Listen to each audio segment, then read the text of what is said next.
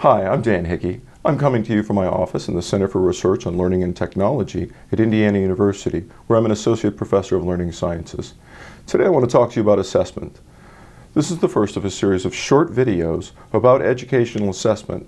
I've made these videos to help educators, researchers, administrators, and others learn to improve the way that they go about figuring out how much students know.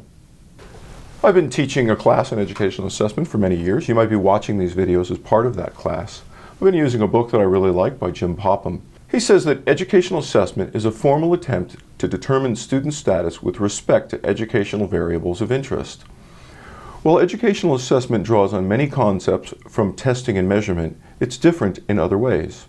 The assessments that I'll discuss here are indeed formal, but they're not as formal as traditional achievement tests. This is because educational assessment is primarily concerned with ensuring that learners end up knowing more and that educators end up doing a better job.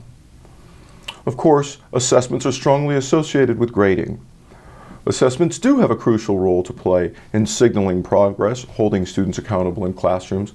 Grades do matter, and they do motivate students to engage. Most importantly, assessment shapes instruction. Researchers have shown that all too often the shaping comes at the expense of learning when instruction too closely matches the problems that appear on an assessment. This is particularly a problem with multiple choice tests. Teachers often inadvertently give away the answers in their instruction. Their students then learn enough to sort of recognize what the correct answer is, but they don't really understand the underlying concept. But this is a problem with other formats like performance assessment and portfolio. Most importantly, assessment should clarify instructional intentions. Doing so can dramatically improve the quality of instruction. Before instruction can clarify instructional intentions, you have to figure out what your instructional intentions are. And this brings me to the real topic of today's video. In order to use assessments to clarify instructional intentions, you have to clarify what it is you're really trying to teach. And two things will help you do this: curricular aims and educational standards. Aims and standards are important because they force you to separate the practice of teaching from the process of learning.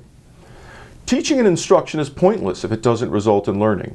Defining curricular aims and considering educational standards that those aims are aligned to will help you focus on learning. This is crucial if you want to improve your assessment practice. What we're really talking about here is decision-driven assessment. We're not talking about data-driven assessment or measurement the way that people are talking about it in the federal circles now. We're talking about something different.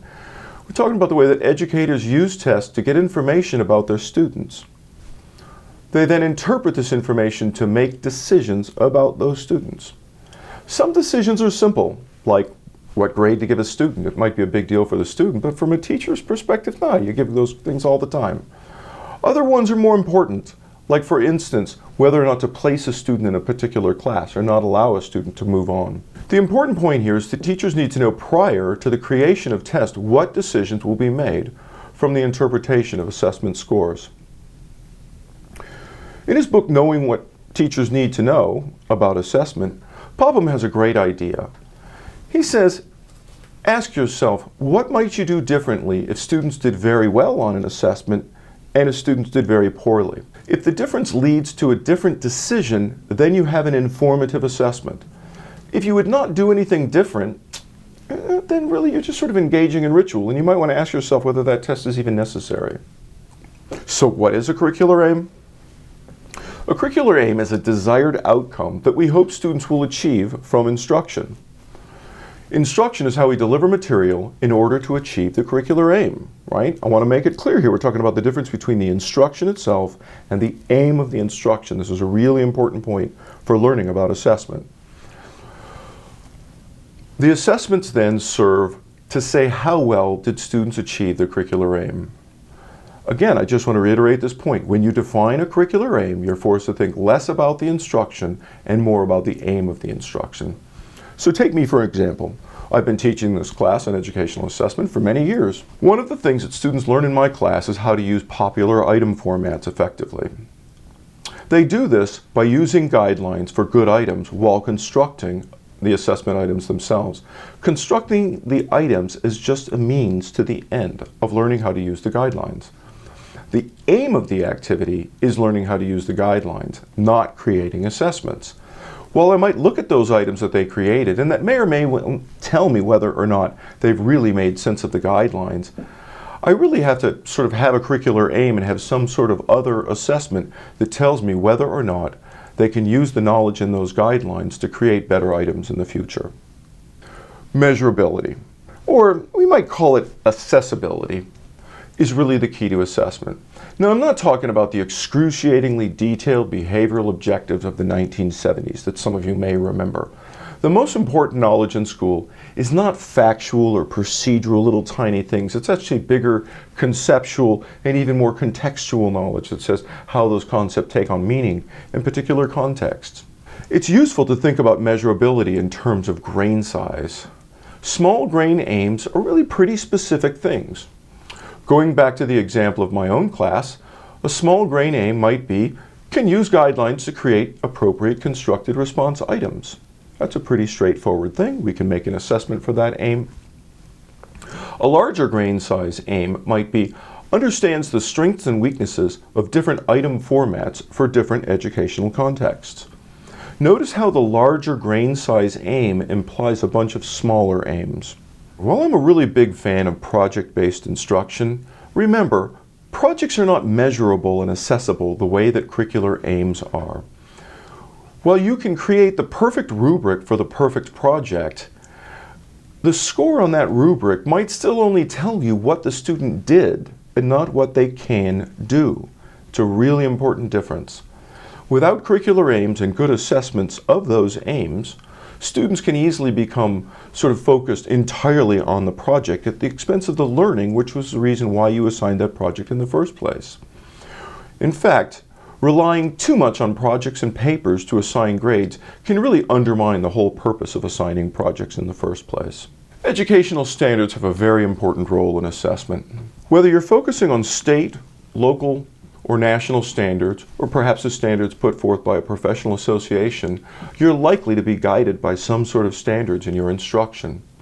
Depending on where and what you teach, these might be really, really important. There's really two types of standards you should be aware of. Content standards are the knowledge and skills that students are expected to learn. Content standards are essentially the same thing as a curricular aim. The Common Core standards that you've heard of these days probably are content standards. Performance standards, on the other hand, concern a particular level of proficiency at which students might be expected to meet a curricular aim.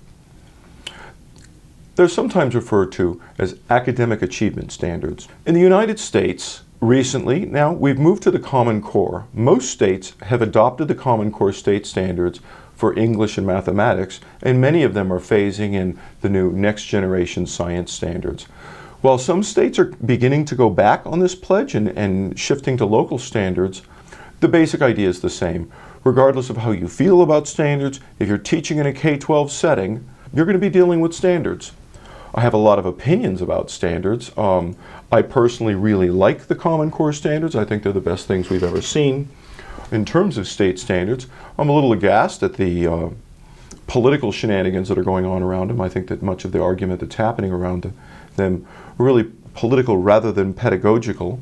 I also have some serious concerns about the way standards are taken up in high-stakes tests, but I'm not going to talk about that today. I do want to point out, though, that if you teach in other settings, you're likely to have other standards. So, for example, in my assessment class, there's not a clear set of standards for what teachers or administrators should know about educational assessment. What I do in my case is use a textbook, a popular, well-known textbook that really outlines a good set of content, and from that I derive my curricular aims. So let's do a quick review of curricular aims and standards. It's really about considering what to assess. What we're talking about here is, in whatever context you teach, what are the criteria, what are the considerations that you're going to take into account when you consider what you're going to assess. Now, I've ordered these considerations in the way that seem most relevant to me. You might want to think about them quite differently. So, for example, my own curricular aims are actually the most important considerations in what to assess because I don't have a clear set of standards for my course. Like I said, I drew from the textbook, but I've changed them quite a bit from the way they're in the textbook. Now, if you're in a K-12 context, particularly in the United States, you're most likely going to have content standards that are suggested by national organizations or standards bodies. Since many of the students are in my MED program, though, I really want to know what's on their licensure tests. And in fact, I'm looking into this right now, and particularly, I'm interested in, so for example, there's a new test that's coming forward for superintendents and principals. My understanding is that this test has a lot more on it about assessment and a lot more on it about data. So I'm likely to sort of in my own teaching dig into that and perhaps change the curricular aims in that section of my own course. That's what I'm talking about. You need to be familiar with whatever standards, especially what standards are coming down the pike towards your instruction. On the other hand, advice from input and colleagues is another source of information about what to assess. In my case, I really don't draw that much on this in my assessment class because I'm the only person at my university who teaches this particular class. But I teach a different class that's taught by quite a few other faculty and a few adjuncts as well. We spend a lot of time getting together and thinking about what are the aims of this course and how are we assessing those aims. So finally, and again for many of you, it's very likely that externally mandated content standards and tests are going to be the primary consideration in what to assess in your educational setting. In the U.S., there are two major assessment consortia, and most states belong to one or the other.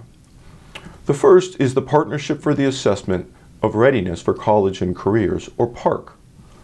The second is the Smarter Balance Assessment Coalition, or SBAC. Now, PARC is using really more conventional tests, the familiar ones that came to the fore under No Child Left Behind, to test the new Common Core and Next Generation State Standards. On the other hand, Smarter Balance Assessment Coalition is using newer, multi-part, computer-based, more performance-oriented assessment to get at the same standards. Those are very, very different ways of getting at the same standard. Now, for example, I happen to know that in the SBAC assessments, they've gone through the standards and identified some of them as being, quote, untestable. Those actually don't appear on the test. Now, that doesn't mean that you shouldn't teach them. And in fact, I'm going to suggest that the curricular aims in the Common Core that don't appear on the test are some of the most important ones that you might want to think about teaching in your own work. That's because these more practical standards are really good ways to embed the more traditional tested knowledge. What can we conclude from what we've talked about today about curricular aims and standards? Well, the two big ideas that I take away from what I'm talking about today are, first, separate the curricular aim from the curriculum. I just can't say how important this point is. For example, if your students do essays or projects or portfolios, don't let completing that assignment be your curricular aim. If you do this, and you treat completing that assignment as your curricular aim, then when all is said and done, you're going to really only know what they did and not what they can do. And what's very likely is that they've been coming to you the whole time and saying, is this what you want? Did I do it right? Because if students don't get all their points and all their grades on an assignment, it's generally your responsibility to give them the feedback they need. And a lot of times that feedback isn't the feedback that supports the kind of learning you want to happen. Don't spend all your time giving individualized feedback that may or may not actually support the learning, but rather support students getting the best grade they can. The second big idea about deciding what to assess has to do with standards. Let standards influence instruction. Don't let the tests used to implement standards drive your instruction, but also don't let the standards drive your instruction. Standards are guideposts. They're there to help you shape your efforts, but don't follow them too closely. Don't adhere to them too closely. Well, that's it for now. I'm Dan Hickey. I'll see you next time. Thanks for joining me here on this discussion of curricular aims and standards.